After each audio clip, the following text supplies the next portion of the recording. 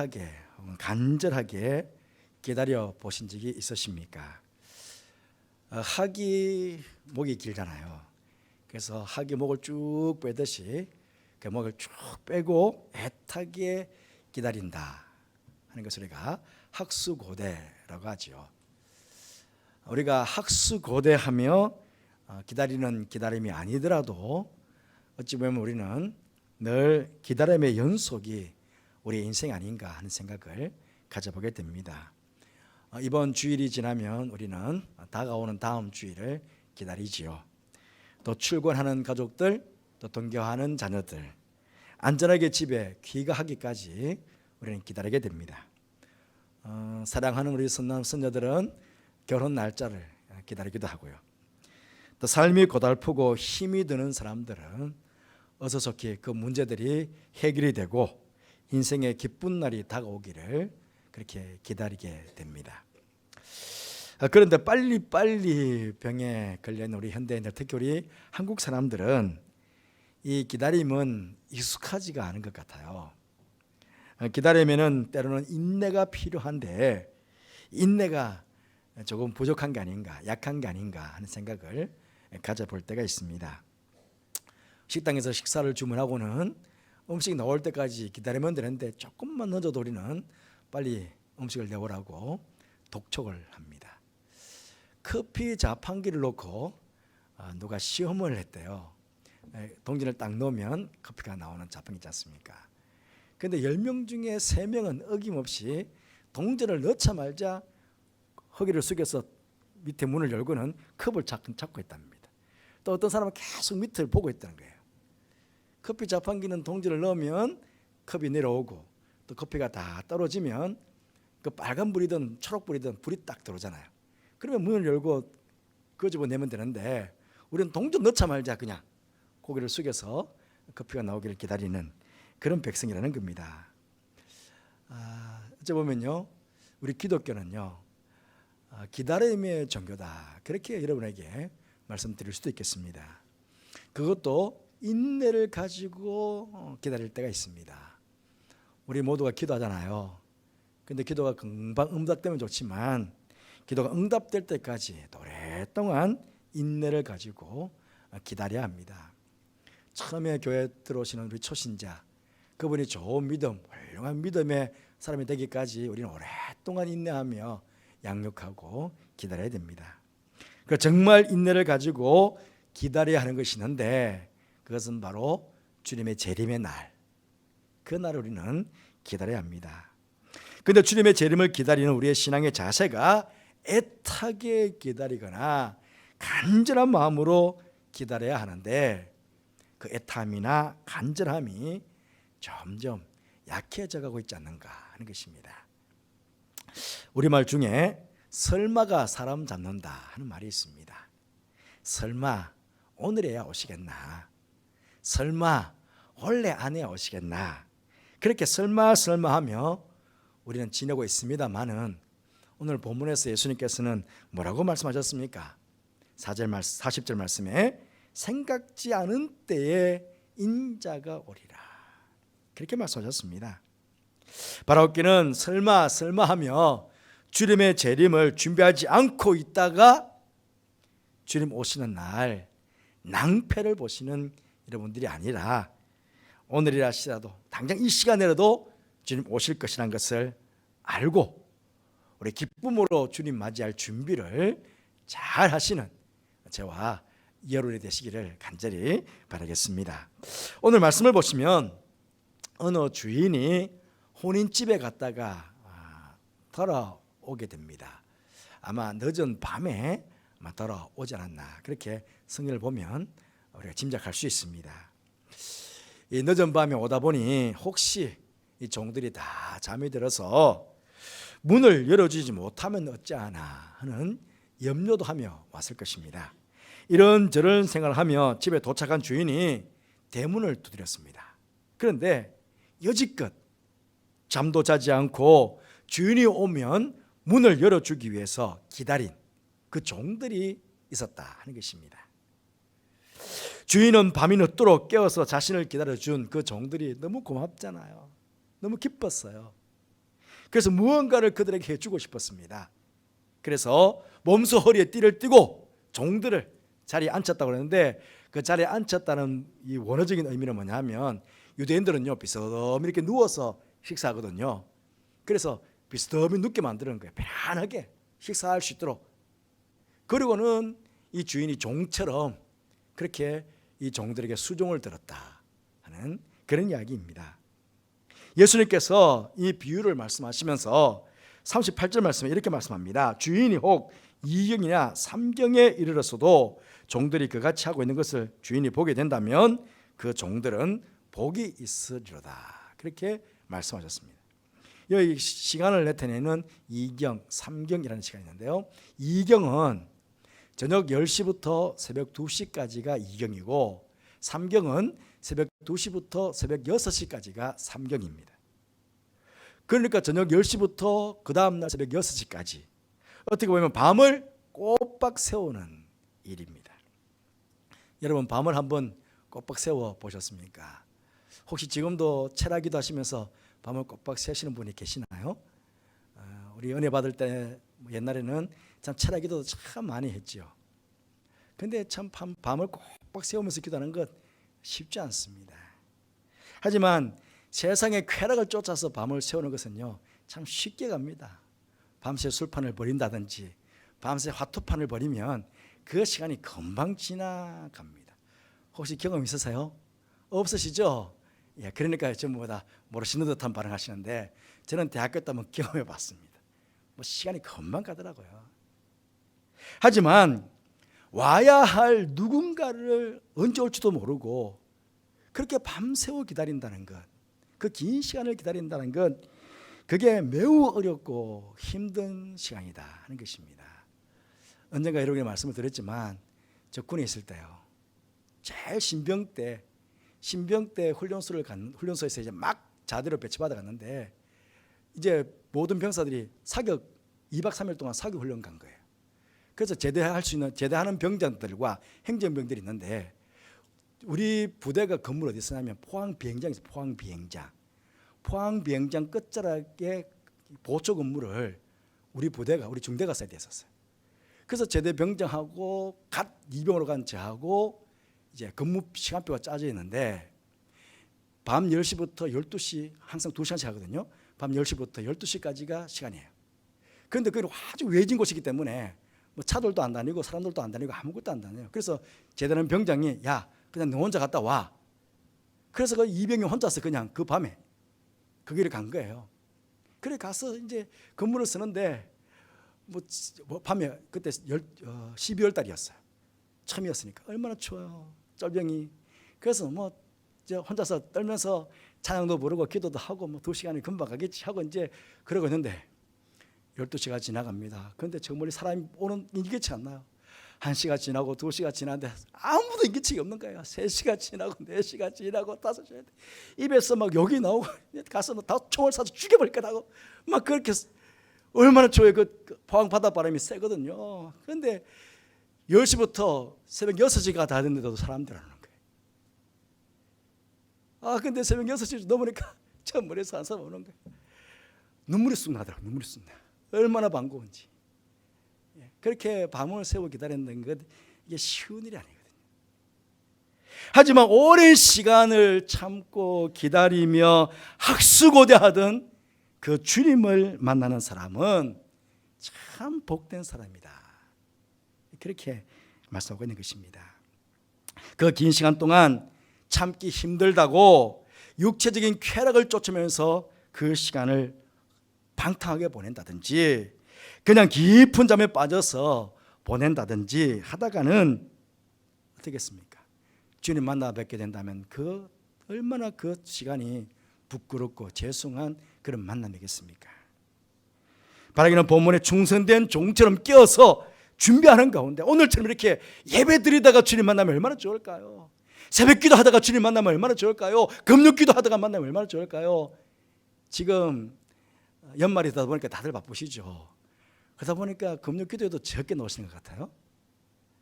어떤 분이 그러시더라고요. 주님 언제 오시는 줄 아십니까? 그러시면서 폭풍우 몰아치는 새벽기도회 때 오실 거라고.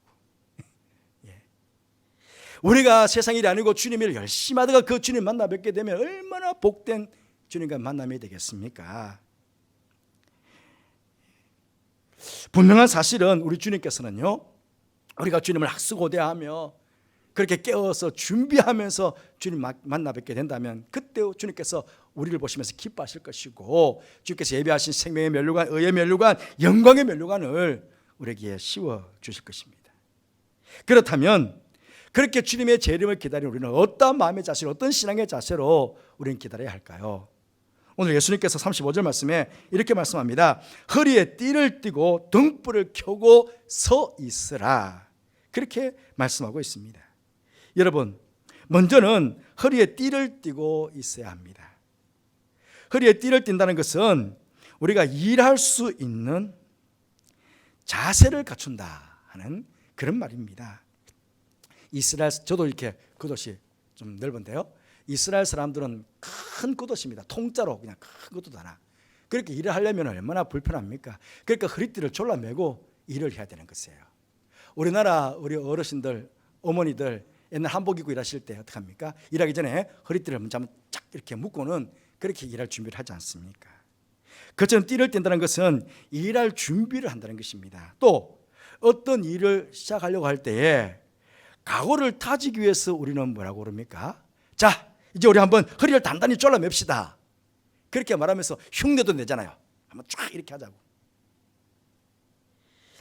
그처럼 허리를 띈다는 것은요, 일하기에 앞서서 굳은 결심, 각오를 한다는 그런 의미도 있다는 것입니다.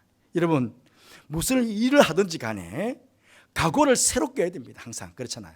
특히나 하나님의 일을 하면서는 더더욱 더 띠를 우리는 조여매야 하는 것입니다. 혹시 2019년 여러분의 허리띠들이 좀 더 선해졌습니까? 그러면 2020년을 시작하면서 다시 한번 허리띠를 졸라매는 그런 여러분들 되시기를 바랍니다. 이것이 주님의 재림을 준비를 하는 그런 성도들의 참 모습이 아니겠습니까? 그렇다면 우리가 본으로 삼아야 될 예수님께서 띠셨던 그 띠는 무슨 띠일까요? 이사야서 11장 5절 말씀 보시면 이 땅에 오실 메시아를 가리켜서 이렇게 말씀합니다. 공의로 그 허리띠를 삼으며 성실로 몸의 띠를 삼으리라. 예수님께서. 그러니 예수님의 재림을 준비하는 우리들도 예수님을 본받아서 공의로 우리 허리띠를 삼고 성실로 우리 허리띠를 삼아야 된다는 것입니다. 또한 나아가 예수님께서 이 땅에 섬김을 받기 위해서 온 것이 아니라 섬기기 위해서 오셨습니다. 그래서 무엇 하셨습니까? 허리에 수건을 두르셨죠. 바로 섬김의 띠, 겸손의 띠를 둘러야 합니다. 뿐만 아니라 우리가 전신갑주를 입고 무장하고 지금 영적인 전쟁을 해야 되잖아요. 제가 지난주로 말씀드렸지 않습니까? 그 전신갑주 중에 뭐가 있습니까? 진리의 허리띠가 있습니다. 그러니 여러분, 이 허리가 말이죠, 허리가 아픈 사람들은요, 일 제대로 못해요. 허리가 아픈 사람들은 자그마한 물건 하나 제대로 못 들어요. 허리가 아프면 몸이 무너집니다. 그래서 허리에서 힘이 난다고 그러잖아요. 허리에서 힘이 난다. 이 허리가 꽉 졸라매는 것은 힘을 내는 거거든요. 공의, 성실, 성김, 겸손, 이런 진리 허리띠를 불끈 매면 이게 우리에게 능력이 되는 거예요. 그래서 어떤 시험이 와도 우리가 그 시험에 넘어가지 않고 담대하게 우리가 무슨 일을 하든지 능력 있게 일들을 감당할 수 있게 되는 것입니다. 주님 오시는 그날까지 이 허리띠를 풀지 마시기를 바랍니다. 그만도 말씀드렸지만은 공의, 성실, 성김, 겸손, 이 진리 허리띠를 단단히 묶어 매시고 최선을 다해서 여러분 각자에게 사명이 있습니다. 각자입니다. 사명은 다 다릅니다. 다 같은 사명 아닙니다. 각자 주어진 사명에 최선을 다해서 충성해서 이 종처럼 그렇게 일을 하다가 주님 오시는 날 기쁨으로 주님 뵙게 되는 여러분 되시기를 주님으로 축복합니다. 두 번째로 등불을 켜고 있어야 됩니다. 등불이 없으면요, 밤에 아무것도 못합니다. 하지만 등불을 켜면 어둠과 어둠의 일들은 물러가게 되고 낮과 같이 일을 할 뿐만 아니라 빛의 열매를 맺으면서 우리는 일할 수 있습니다. 시편의 기자가 시편 109편 105절 말씀에 주의 말씀은 내 발의 등이요 내 길에 빛이니이다. 그렇게 고백하고 있습니다. 그렇습니다. 주님의 재림을 바르게 준비하고 살아가는 삶은 다름이 아니라 하나님의 말씀을 등불로 삼고 그 말씀에 순종하면서 살아갈 때에 가장 바른 삶을 우리는 살아갈 수 있게 되는 것입니다. 예수님께서 주님의 재림을 준비하는, 어떻게 준비해야 되느냐 하는 것을 또 비유로 드신 것 중에 마태복음 25장 말씀 보시면 열처녀의 비유, 열처녀의 비유. 이 열처녀, 지혜로운 5처녀와 어리석은 5처녀, 예수님께서 구분한 기준이 무엇이었습니까? 지혜로운 5처녀는 등불에 기름을 준비하고 있었고, 미련한 5처녀는 등불에 기름을 준비하고 있지 않았다. 기름을 준비한 것이 기준이었습니다. 여러분, 등불은 다 가지고 있습니다. 등은 다 가지고 있었습니다. 지혜로운 처녀나 어리석은 처녀나 등들은 다 가지고 있었다고요. 물론 등도 중요하지만 더 중요한 것은 그 등을 밝히는 불쾌 밝게 되는데 바로 기름이 중요하지 않습니까? 우리는 기름을 준비해야 됩니다. 이 기름을 준비하고 있을 때 주님 언제 오시든지 간에 우리 등에 불을 밝혀서 신랑 되신 예수님 우리가 기쁨으로 맞이할 수 있거든요. 그렇다면 이 기름의 영적인 의미는 무엇일까요? 바로 성령님입니다. 성령님. 성경에서 기름은 성령님을 나타냅니다. 그렇다면 성령님께서 언제 우리 가운데 임하십니까? 어떤 경우에 우리 가운데 임하십니까? 성경을 가만히 보시면요, 성령님께서 특별히 임하실 때가 있습니다. 우리가 말씀을 듣고 읽을 때에, 말씀 생활을 할 때에, 기도 생활을 할 때에, 봉사 생활을 할 때에, 사랑을 섬길 때에, 헌신할 때에, 또 충성할 때에, 그때 성령님께서 임하시는 거예요. 그렇기 때문에 우리가 준비해야 될 기름은 다른 게 아닙니다. 말씀의 기름, 기도의 기름, 봉사의 기름, 사랑의 기름, 헌신의 기름, 충성의 기름, 이런 기름들을 준비하고 있어야 된다는 거예요. 왜? 이런 기름은 성령님께서 함께하고 계시니까. 그래서 어떤 환경 속에서도 우리는 등불을 밝혀서 오시는 주님을 예배하고 그 주님을 만날 수 있게 되는 것입니다. 여러분, 세상의 기름이 아닙니다. 주님 오실 등불을 기름을 잘 예배하시고 준비하시는 여러분들 되시기를 바랍니다. 세 번째로, 일어서서 있어야 합니다. 준비하는 성도는 서서 있으라고 합니다. 서서라고 하는 말은 역시 준비를 뜻하지요. 경기장에서 달리기를 하는 우리 선수들 있지 않습니까? 만반의 준비를 하고 출발선에 딱 서 있습니다. 출발 시간을 기다리면서. 주님의 재림을 준비하는 사람들은 만반의 준비를 해야 됩니다. 만반의 준비를 하고 경기를 시작할 운동 경기자처럼 딱 서서 해야 됩니다. 뿐만 아니라 어떻게 보면 도적을 지키는 파수꾼과 같아야 됩니다. 파수꾼도 어떡합니까? 파수꾼들은 허리에 띠를 띠고 등을 켜놓고 이렇게 딱 서서 그렇게 도적이 온 것을 살피지 않습니까? 적군 온 것을 살피지 않습니까? 그런데 이 파수꾼이 잠들면 어떻게 되겠습니까? 그러니까 우리는 주님을 기다리는 자들로서는 파수꾼과 같은 그런 모습으로 그렇게 서 있어야 된다는 그런 말씀입니다. 서서 있다는 의미는 또 다른 의미로는 깨어 있다는 의미입니다. 깨어 있다는 의미입니다. 여러분, 주님의 재림을 생각하면서 주님의 재림은 먼 훗날에 먼 미래에 이루어질 일들이라고 그렇게 생각하시면 안 됩니다. 예수님의 재림은 오늘 당장이라도 일어날 수 있다는 현재적 가능성을 가지고 우리는 살아가야 됩니다. 오늘 당장, 오늘 밤에도 주님 오실 수 있다는 그런 가능성을 가지고 우리는 살아가야 됩니다. 먼 훗날, 먼 미래에 이루어질 것으로만 생각한다면 자칫 우리 속에 안일함이 자리할 수 있습니다. 이 재림에 대해서 무관심해질 수가 있습니다. 우리 신앙생활이 나태해질 수 있습니다. 그렇게 되면 나도 모르게 재림에 대한 긴장감이 사라지게 됩니다. 긴장감이 사라지게 되면 어떻습니까? 우리의 영혼은 잠든 영혼이 되어버리는 것입니다. 긴장감이 사라지면 우리도 모르게 잠들어 버리잖아요. 이런 사람은 마치 기름을 준비하지 않은 미련한 5처녀처럼 그렇게 살아가게 되는 거예요. 설마 하면서 자신에게 주어진 사명도 잊어버린 채 세상 일만 분주하게 하다가 그렇게 주님 만날 수 있습니다. 여러분, 서서 열심히 일하는 거 중요합니다. 서서 열심히 일해야 되죠. 그런데 그 일이 세상 일만 하면 안 됩니다. 예수께서 뭐라고 말씀하셨습니까? 세상의 마지막 때는 노아의 때와 노세 때와 같다고 그랬습니다. 그때 시집가고 장가가고 밭 사고 집 사고, 이게 죄는 아닙니다. 열심히 사는 일들이죠.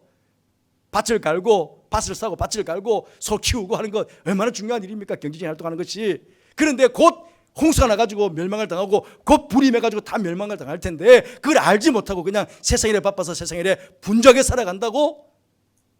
세상의 마지막 때도 그럴 거라는 것입니다. 바쁘시죠? 연말 되니까 더 바쁘시죠? 그때 우리 정신을 차려야 됩니다. 바쁜 것만 중요한 게 아닙니다. 내가 어디를 바라보고 무엇을 바라보고 내가 지금 하루를 살고 있느냐가 중요하지 않겠습니까? 무엇보다도 속에 있는 재림에 대한 안일함, 무관심, 나태함을 벗어버리고 늘 종말론적인 의식 속에서 깨어있는 성도들이 되어야 됩니다. 사랑하는 가족이 와야 될 시간에 오지 않으면 여러분 어떡합니까? 얼마나 초조해하면서 애타게 돌아오기를 기다립니까? 하지만 본문에 나오는 종처럼 그렇게 아마 이 종도 아마 주인이 늦게 오니까 막 우리 주인이 어떻게 되었을까 막 애타면서 그렇게 초조하면서 그렇게 기다리지 않았을까요? 그런데 주인이 들어오니까, 주인이 걸어오는 발걸음 소리가 나고 문을 두드리는 소리가 나니까 누구보다 막 기뻐하면서 달려나가서 주인을 영접했습니다. 이게 바로 주님의 재림을 준비하는 성도의 모습이 되는 것입니다. 사모하고 기다리는 성도의 모습 무엇이겠습니까? 비록 지금은 예수님의 재림이 지체되는 것처럼 보이지만 그날은 속히 임할 것이며 생각하지 못할 때 임할 거라는 겁니다. 그러므로 우리 성도는 늘 주님의 재림을 준비하며 살아가야 됩니다. 그것도 어떻게 해요? 학수고대하며. 주님 어서 오십시오. 학수고대하며. 그러면서 오늘 말씀처럼 허리에 띠를 띠고 등불을 켜고 서서 그렇게 주님의 재림을 잘 준비합니다. 그래서 언제 오시든지 오늘 본문의 종처럼 기쁨으로 주님을 배웠고 주님께 큰 상급 받게 되는 저 여러분이 되시기를 주님 이름으로 축복합니다. 기도하겠습니다. 대림절을 보내면서 우리가 어떻게 주님의 재림을 준비해야 될 것인지 다시 그 말씀을 통해서 깨닫게 하시니 감사합니다. 주님, 저희들이 모르는 바 아니고 잘 알고 있습니다. 그럼에도 불구하고 때로는 우리의 안일함 때문에, 무관심 때문에, 나태함 때문에 하나님 이 재림을 자꾸 잊어버릴 때가 있습니다. 하나님 다시 한번 재림 신앙을 굳건히 하고 우리 오늘 본문의 이 귀한 종처럼 허리에 띠를 띠고 등불을 켜고 서서 주님 어디서 오시든지 주님 오실 길을 잘 일배고 준비하는 제 모두가 되도록 축복하여 주옵소서. 그래서 언제 오시든지 주님을 기쁨으로 배울 수 있는 우리 모든 염친의 가족들 되게 하여 주옵소서. 예수님 이름으로 기도드리옵나이다. 아멘.